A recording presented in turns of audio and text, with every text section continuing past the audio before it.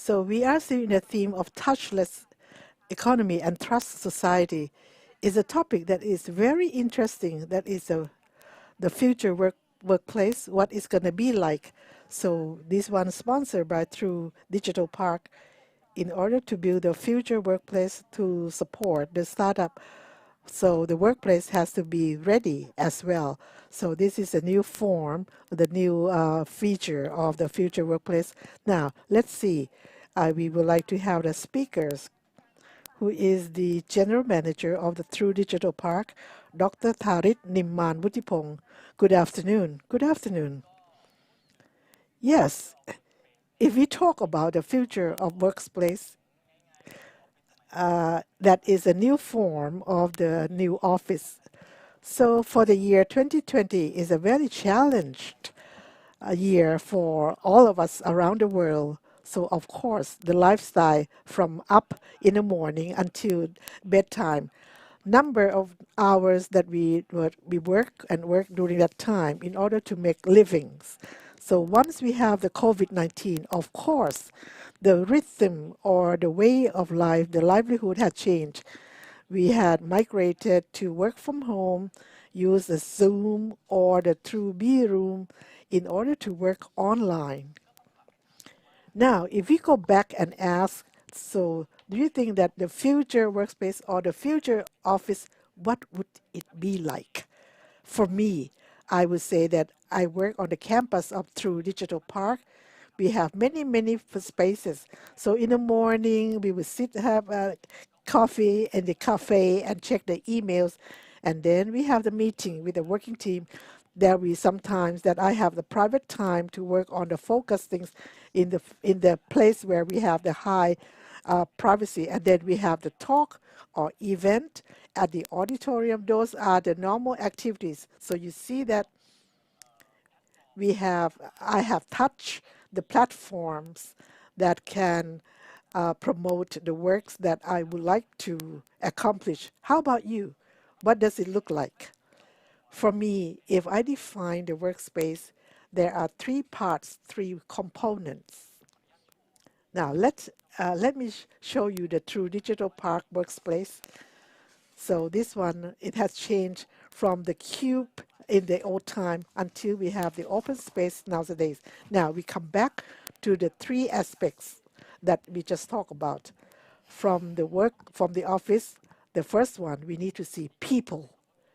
We see people, maybe it's not 100% correct because right now we use robot in some parts, some form, in some places, but that is the one who can generate the activities.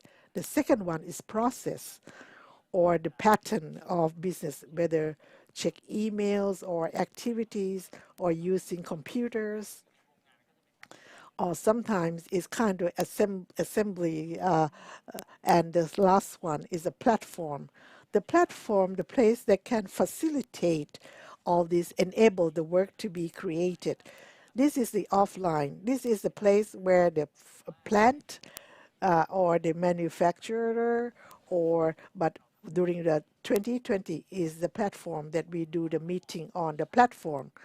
So once we look at all these three aspects, what is the real evolution of workplace so we can see in the future what would it be like for the workplace? For me to be here today, I'm not going to be here with the conclusion that the workplace will look like 1, 2, 3, 4. But one thing that I would like you to think about, just to journey back time, that the office space has evolved with the economy and also the globalizations that have changed the workspace. In what way? What we had learned from the history from the past is the best way, and then we can check all these things, and then we can design the workspace that will be appropriate for the future. Each one has a different features of the workspace. I would like you to go back to the about the 19th centuries. We have many points of change, the turning points. For the 1900, that time, we changed from 1.0 to 2.0. What does it mean by 2.0? Like in the year that Ford company produced the first car of the world. And that is the time with the mass production in order to produce a high or a huge amount of products. That is the big change. To make the mass production, they have to put in resources, a huge resources at the workplace in order to do this kind of business activities. Once we generate mass production, and then it's going to be the big businesses. So the thing that will happen is parallel industry. Of course, we have the financial institutions, we have the legal consultants, and then during that time, about the time of the 1900, is the rise of the white collars work. The people who work the office come together in one place. If you remember about Alexander Graham Bell, the inventors of the telephone, it was during that time of century as well. So we have the factory where I can put a lot of number of people at the same place at the same time. And then we have another group. They are the white collars who will say in the and they use the phone to do the business, to do the activities. So all of these, we have one concept that they use to design the office. That is a terrorism, or is the tailor the office according to the by the Frank Lloyd Wright. This is an architect that used the Frederick Taylor, who is the father of the efficiency management or scientific management, to manage with the scientific way, process per process, next process, what does it look like? Then if you interpreted all this one into the workspace, so during the time that mass production to put in a huge amount of resources in order to create the activities, it will be the process for first process, second process, third process, the continuity. And this one is a repetitive skill. It doesn't use a very high skill labor. And then you can see all these slides, the people will sit all together. So starting from left to right or right to left from one, like an assembly line. So we have the coin that has two faces. We can create productivity. The more you create, the more you produce the output. That means you can generate more income. And if you have more people, that is the person per square meter, the more the people you can put in, you can save the cost of the working space. But the bad thing about this one, some people say that this is a dehumanized where people work from 9 to 5, or you start from 8 to 5, 9 to 5, and you can talk to the people. If you have the urgent work, you cannot talk to the people next nearby. So this is the first form of the era of the modern office at that time. Now, during the time of World War II and World War One and World War II, the world had evolved, and we had a theme that we call the social democracy. What does it mean by social democracy? That means the people require the equality. We have more women working in the office. We have a business started to want to save costs. So you see the workspace in the office from the flat into the vertical expansion. And then we have the technology, we have fluorescent light bulbs that started in 1950. So that time in your workspace, people don't work according to the natural sunlight. It can be expanded throughout the whole workspace in the office. So that can create another dimension, more spaces for the white collars to work, including the land price that has escalated. So they want to save costs for. So there's a major change during the time of change from terrorism to about the mid of the 2000. That is the 2000. Okay, okay. This is Boranschaft. This is the German word. So the office, they call the office landscape. This is different from terrorism before the table and the table next table. Boranschaft, they will work as a cluster workstation in section, unit, because at that time people say that we should have more open conversation. We should have the community sense. The people have interpersonal skill, interaction in order to generate new ideas. The thing that happened from that time is the concept of the Buran charge had not been publicized because it's not fixed, because each company has a different characteristics. So you will see that the each company a kind of scatter the cluster, so it looks like a little bit messy. So they have the blueprint that office landscape cannot be copied to the other companies. Therefore, it I would like to introduce another one they call the Action Office. The Action Office, the people who started to introduce this one, if you used to work at the True Digital Parks, we have the co-working space, we have the Herman Dealer room. It was that time.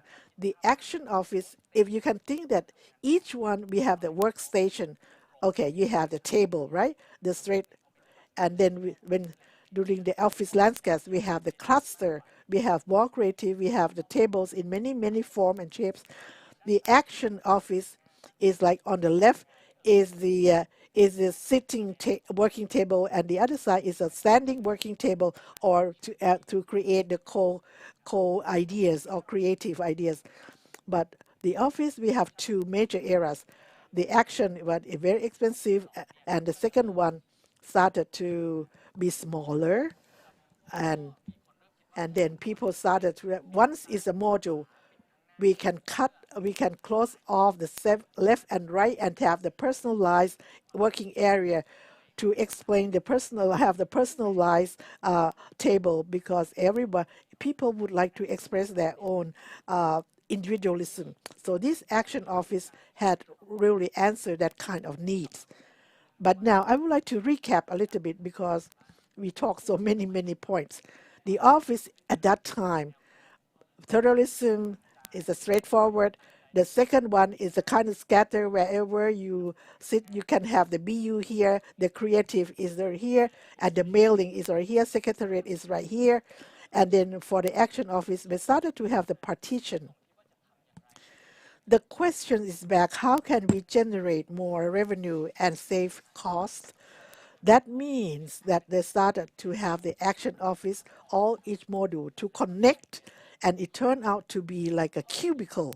The cubicle that we grew up now, once you walk in the evening when you go to visit your father in the office, or you visit your parents, your uncles, your auntie, or even when you read the thing in the library, is a kind of cubicle. What does it mean by cubicle? The cubicle is the place where each one has a private space of its own, but at the back is a kind of open. When you open the back with the purpose to say that it's an open office, where you can turn back and you can talk to the people. The partition is like this one, but you can see that the partition is slightly higher over time. When you stand up, you can talk to your neighbors. But then when you look at the cubicle culture, you can say that people started to have more depressed, very stressed out, because it's a kind of closed up. But the cubicle, in fact, is a kind of culture that when started to have the internet landline. When we have the internet landline, the computer is right in front of you, in within your cubicle. So that means each day when you work, if you are the white collar, you have to sit in front of the monitor, and in your cubicle you cannot move elsewhere. So if you want to have the open space in your back, you can talk to neighbors, but no, the people just sit still in front of the monitor all day long, and it's very depressing. Up until where we have the Wi-Fi, if I remember right, it's around 1997 or 98. At that time, we started to have the 3.0, from a mass production era to the service and creative. What does it mean? That means the oh, people don't have to sit in front of the monitor and working all the time like that. We need the creative idea. We need Wi-Fi, and when we have a Wi-Fi, you can work anywhere. So the cubicle that started was high and higher, but it came down until it's an open office. Is many office that you can see right now. You can take your laptop, you can take your com to sit anywhere else in the office. So this is like a standard or the benchmark for the new office modern era. But anyway, we have one point that we cannot live without. That is the casual office. The casual office, what is the difference from the open plan office? No, not much difference. The casual office is back. Look at the goal of the business, that make profits highest and use the most efficient resources and more efficient. The big companies in the Silicon Valley try to energize by free food, 3 meals a day, and activities to keep the people in the office, make them comfortable, have the best creation, have the creative ideas. That is the one to engage the people to the business office. And when we have the casual office, that very comfy comfort like this, that is the one that can spark the ideas from 9 to 5 or 8 to 5, and then blend the working time and the life, like life, work life and non-love life, blend until we don't see the border. You can rest, you can work anytime, and the people would like to build up the office that very cozy and the most comfortable for the employees. This is a very point of interesting, and there are many companies in Thailand and outside Thailand who do this kind of casual offices. Now, lastly, the co-working space, that we cannot avoid it. So many of you have been working in the co-working space. Co-working space starting around 1995, started in Berlin, in Germany, when we have the programmers sit down together and let them see that, oh, they can work comfortably. It's like in the dormitory up until lately in the year 2008. At that time, with the financial crisis, people would like to save costs. They want to save the human resources. So many companies in Thailand as well, when we have the economic crisis, they look at two ways: human resources and also workspace resources. They started to cut down the workspace, so reduce the cost by reducing the rent of the office space. How can we do it? So if you look at in your office and the second one is using the co-working spaces. You don't have to rent for a long time. You don't have to decorate. You don't have to do the capex from the very beginning. You can withdraw and you can exit anytime. You can expand anytime. And then therefore, the intention of the co-working space is to make the people have more interactions working together. And with the memberships, it works very, very well during the financial crisis. And the people say that, oh, co-working space is the way out. And then in Thailand, we have co-working spaces, many business of doing the co-working space. And then, is this the future working space in the future for us? I would like to say that from what I have mentioned all from the beginning up to here, the evolvement or the evolution of the office space from the old time, we are talking about 100 years had passed. We started from the table that line up in a long and do the Taylorism, the process, very easy, no tuck, no, and then that can be used by the robot nowadays. And then they work with no interrelationship up until the open space. Whoever want to sit, you can sit as a cluster. You can do as a workstation of the same unit in order to do the interaction within your section. And that time it's not the sustain, it's not the standard. They started to have the cubicle, and then they started to have the new cubicle, new form, come back again. And it now, right now, is an open plan, open floor. So it's like a cycle. So, and now, and then to have the way one, it have the open workspace, and then it turned out to be too much scatter. So we come back. So it's like a repetition of the history that happened in the 100 years or so. Now, in fact, the reality is the business. There are two things that are very important. The first one is to increase productivity, increase the output, the most that the business can do. So this one, no matter what kind of layout of the office that you have, you want to get out from each employee, you want to get the most out of it.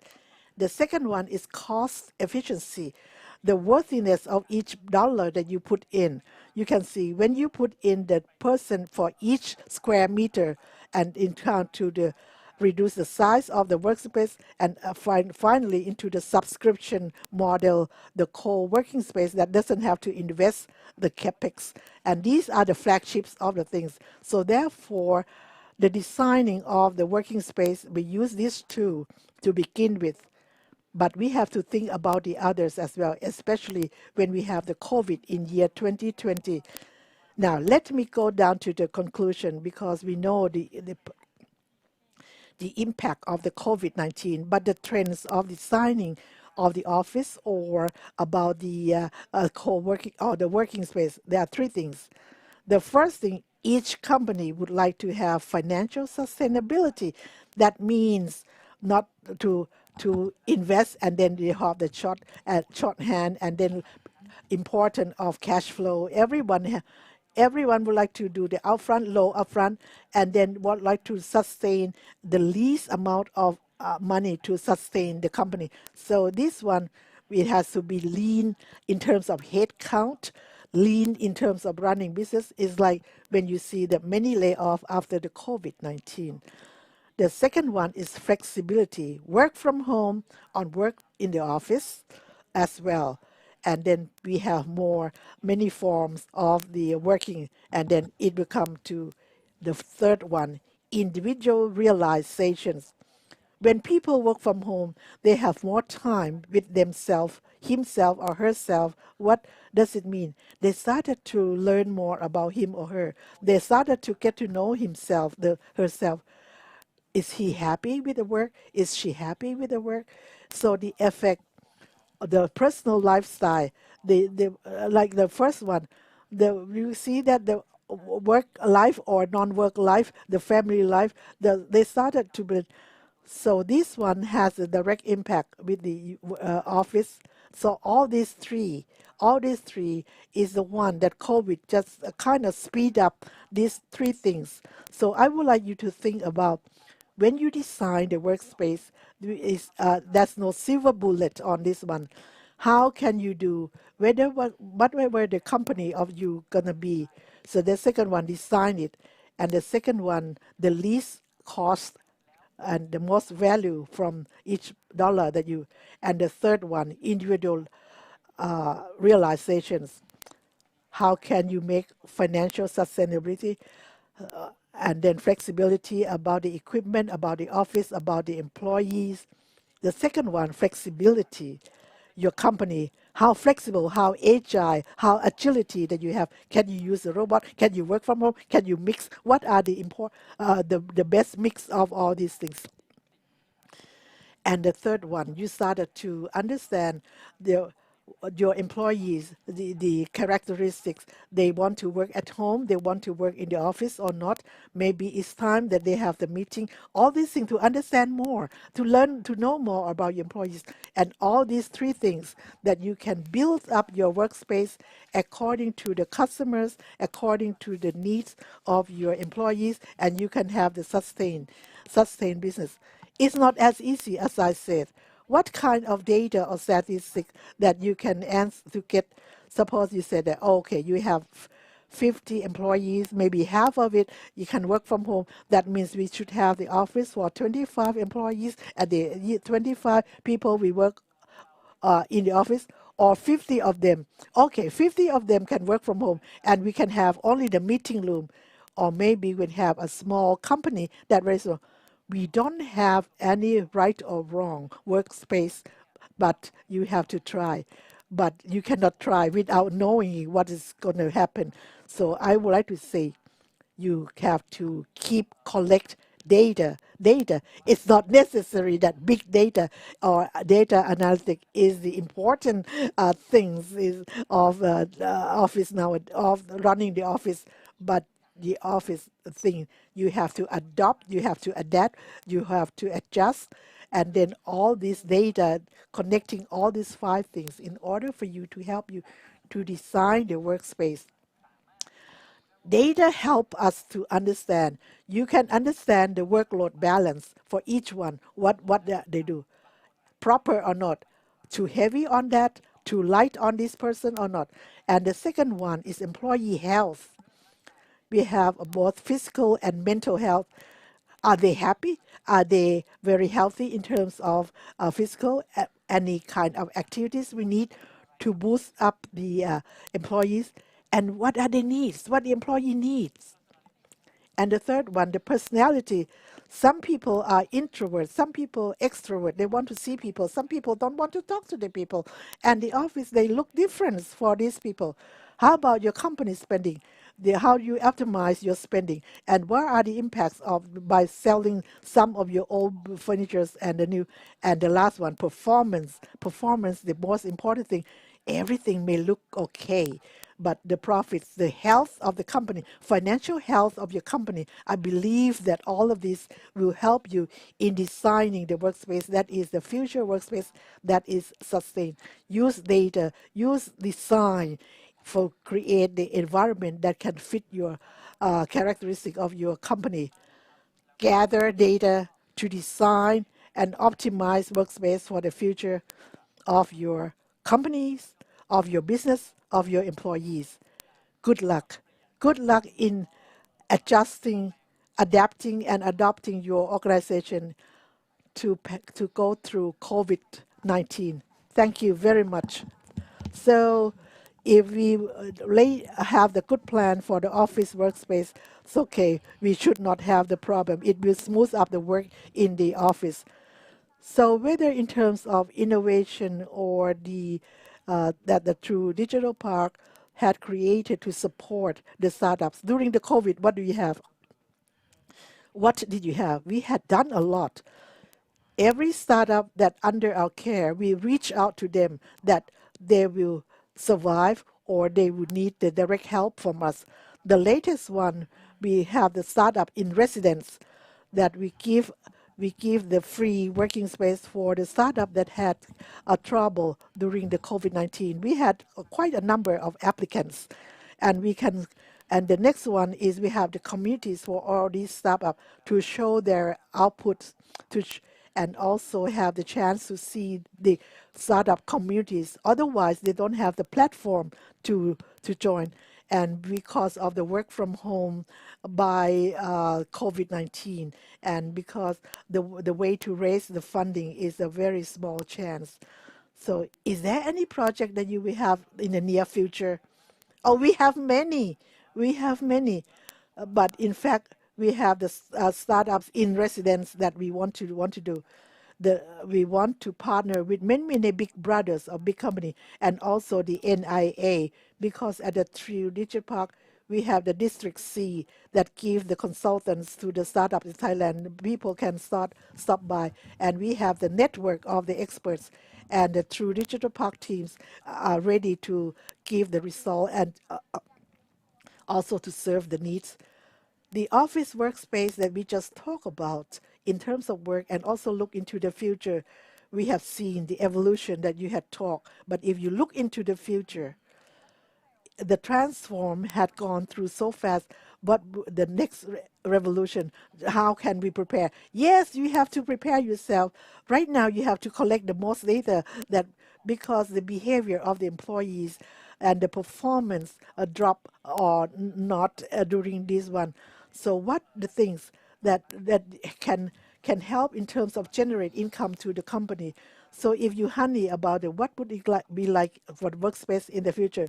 I would say that it's a hybrid. That is the safest because online, offline right now. But the hybrid workspace is a very interesting. It's not a fit or silver bullet. It doesn't have that deep percentage. It's online, offline, home, like a flex and call. That means you have the core office that is small, not a big size, and proper for the financial health of the company. But then it has the flexibility in order to give the flexibility for the employees to be able to access to the office. It's a kind of hybrid. It's a kind of mix that the capital investment will be less and the operating cost will be less as well.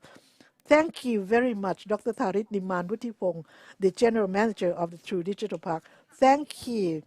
Okay, we have one more session to follow, and this one is the one that you should not miss. It's the last one for today, for the first day of the Startup Thailand and Innovation Thailand 2020.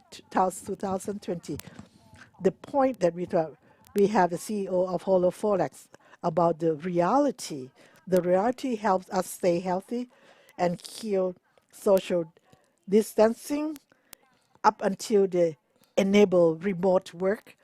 So the directions and the way to do this. If you are ready, we will see Mr. Shrek Preminski to tell us. That will be the last session for the day.